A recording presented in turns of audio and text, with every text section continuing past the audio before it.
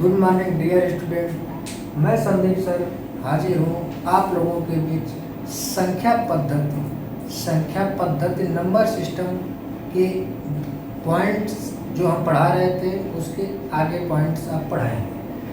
और मेरे dear student, मेरे ऐप का नाम है संदीप सर एकेडमी 3063। मेरे ऐप का नाम है Sandeep sir academy 3063। Play store से आप लोग डाउनलोड कीजिए। और मेरे यूट्यूब चैनल का नाम Sandeep sir academy 3063 YouTube channel पे आप हमारे जाइए और वीडियो को देखिए और लाइक सब्सक्राइब कीजिए, शेयर भी कीजिए। नेक्स्ट हम देखते हैं आगे के पॉइंट्स। तो अगले क्रम में संख्या पद्धति में जहाँ तक हमारा हुआ था उसके आगे हम देखते हैं सम संख्याएं क्या होती हैं। सम संख्याएं क्या होती हैं? सम संख्याएं क्या होती हैं? सम संख्याएं वे संख्याएं होती हैं। सम संख्याएं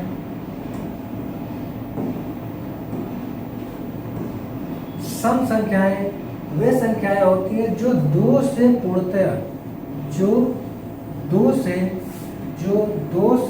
पूर्णतया विभाजित हो जाती हैं। जैसे 6 2 से पूर्णतया हम विभाजित कर देंगे इसको। 2 से पूर्णतया कोई भी संख्या विभाजित होती है तो वो सम संख्या कहलाती है। जैसे एग्जांपल के तौर पे 2 4 6 18 24 ये सब संख्याएं 2 से पूर्णतः विभाजित हो रही हैं। तो इन्हें हम सम संख्या कहेंगे। प्रत्येक सम संख्या की इकाई का एक ट्रिक के माध्यम से हम जानना चाहेंगे कि सम संख्या कोई बड़ी डिजिट है तो सम संख्या कैसे होगी, सम विषम का हम कैसे पहचान करेंगे। तो प्रत्येक सम संख्या के इकाई का अंक 0 2 4 6 8 में से कोई एक होता है। जैसे कोई भी संख्या दी है, इकाई दहाई, ऐसे हम जानते हैं इकाई दहाई सैकड़ा। अगर यहाँ पे इकाई के अंक पे इन संख्याओं में से कोई भी संख्या हो, इकाई के स्थान पे इन संख्याओं में से कोई भी संख्या हो तो उस संख्या को हम सम संख्या मानते हैं, वो सम संख्या होती है। इसी क्रम में हम आगे देखते हैं। सम संख्या हमने जाना। सम संख्या के बाद विषम संख्याएं क्या होती हैं? सम संख्या के बाद विषम संख्या। सम संख्या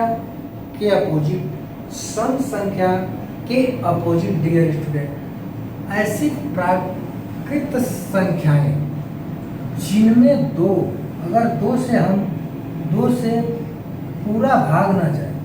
जैसे 2 है, मान लीजिए 7 है। अगर 2 से हम इसको डिवाइड करते हैं तो 2 3 जा 6 और 1 शेष वाला है।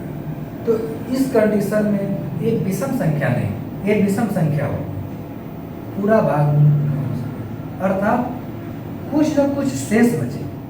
अगर 2 से हम विभाजित करते हैं तो उस संख्या में अगर कुछ न कुछ शेष बचता है तो विषम संख्याएं कहलाती हैं।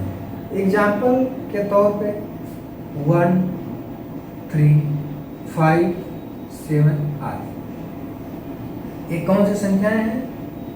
विषम संख्याएं। प्रत्येक विषम संख्या में इकाई का अंक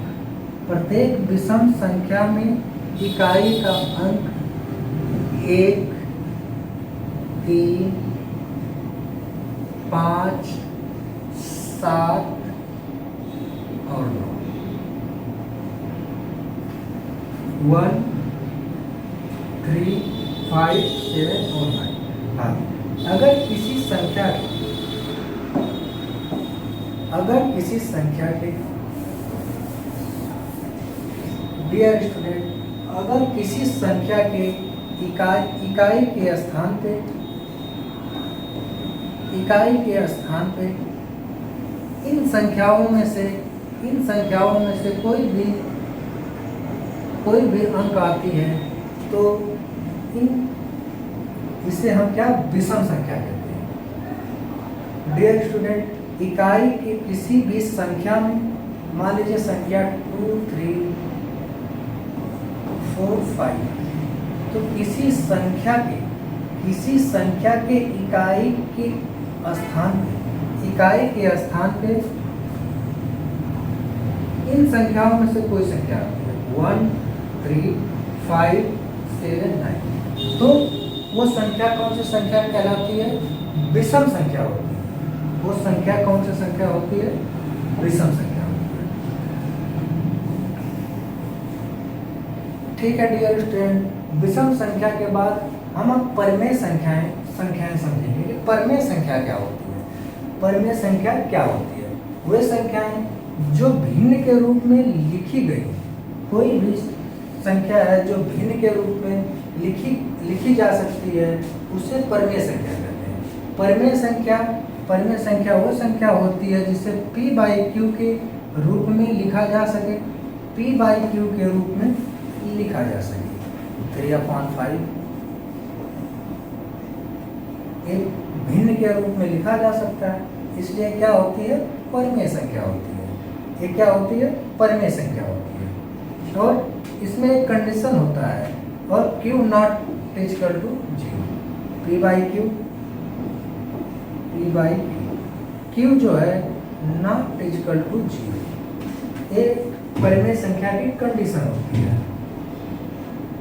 नेक्स्ट डियर स्टूडेंट हम देखते हैं अपरिमेय संख्या। परिमेय संख्या को हमने जाना समझा, अब हम अपरिमेय संख्या देखते हैं। अपरिमेय संख्या किसे कहते हैं? जिन संख्याओं को p/q के रूप में व्यक्त न किया जा सके, उन्हें क्या कहते हैं? अपरिमेय संख्या कहते हैं।